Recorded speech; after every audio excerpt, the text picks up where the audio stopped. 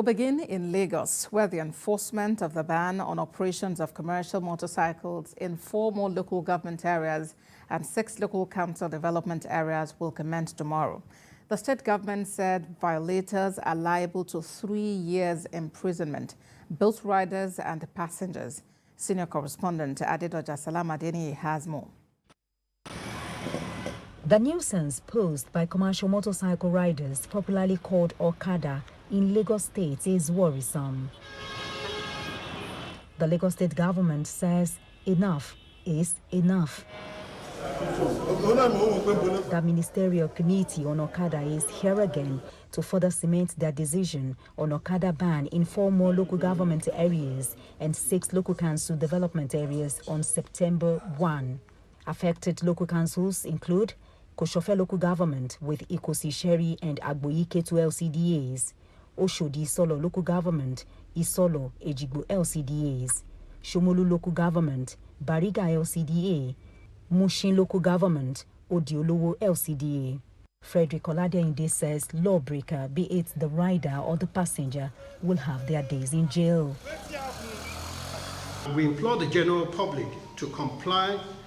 Both the riders and passengers are both liable to 3 years imprisonment if caught, and that bike will be confiscated. We will crush that bike, and this is in line with the provision of Section 46, subsection 1, 2, 3 of the Transport Sector Law. The commissioner says the state government is not leaving the affected passengers stranded, nor the riders to their fate.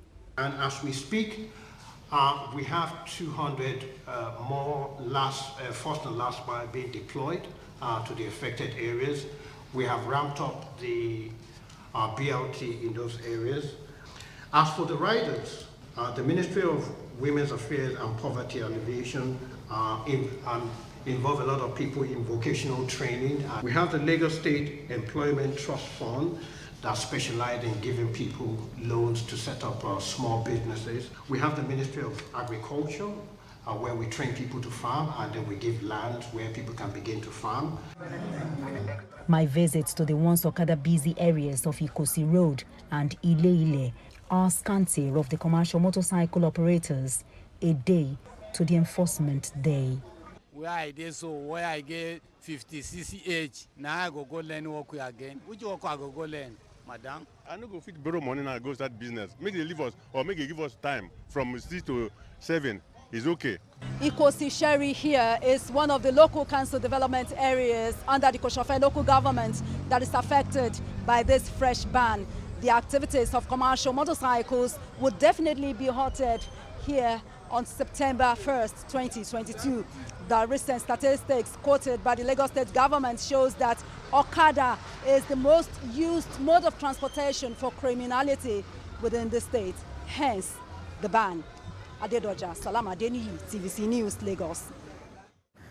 Now to Katsina, where the state government has procured 10 locally made armored personnel carriers to enhance security in the frontline areas. This is part of renewed efforts by the state to check rising insecurity and to boost the morale of the security operatives. Abdulatif Yusuf reports. Inspecting the APCs on Tuesday in Katsina, Governor Aminu Bello Masari said about 100 million was spent on the procurement. The governor explained that APCs made in Kebbi State will be given to security agencies to confront bandits hiding in forest areas of the state.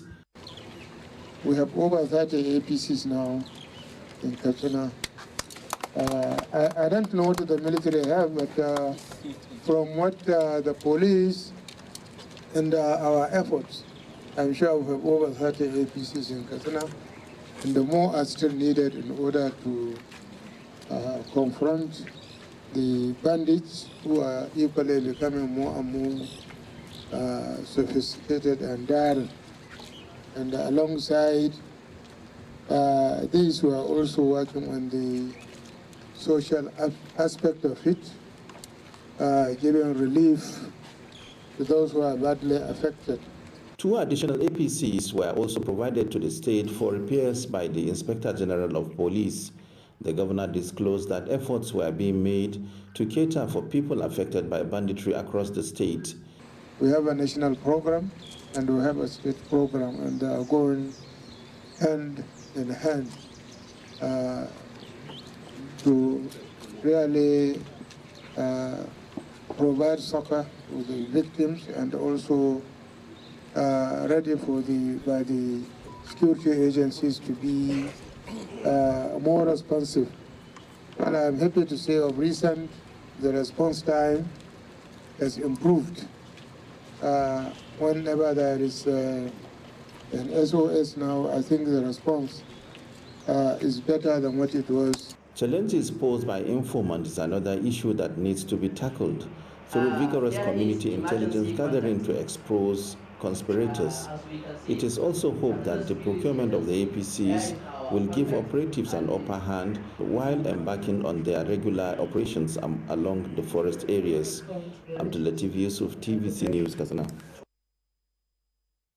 Elsewhere, Governor Rotimi Akeredolu of Ondo State has frowned at the award of controversial pipeline surveillance contract to a private security outfit owned by a former Niger Delta agitator, Government Ekpemopolo, also known as Tom Polo. Governor Akeredolu expressed his reaction in a statement by his Chief Press Secretary, Richard Olatunde.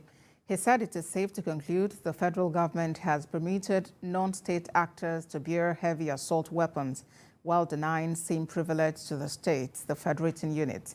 He added that the engagement of private organizations to handle serious security challenges reinforces the belief that the whole defense architecture in the country needs an urgent overhaul.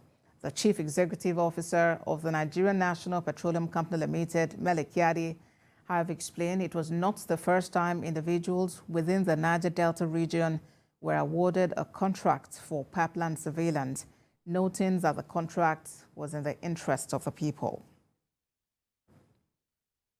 From Ondo to Delta, where youths of Isoko ethnic nationality have blocked the Ughelli-Asaba Expressway, protesting the non-appointment of their native to oversee the pipeline surveillance contract in the area.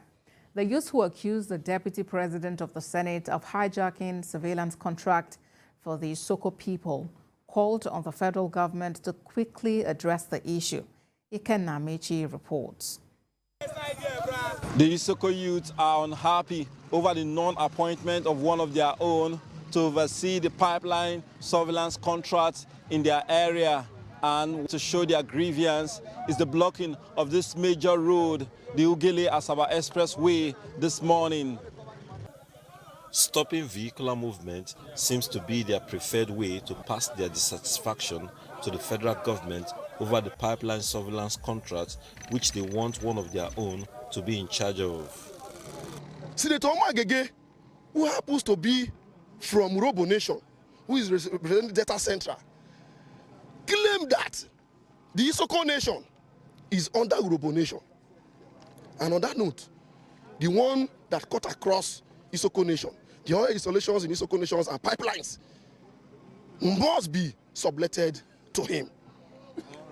And we find this very, very uncomfortable with us. That decision should be reversed immediately, because in Isoko Nation, we have competent persons.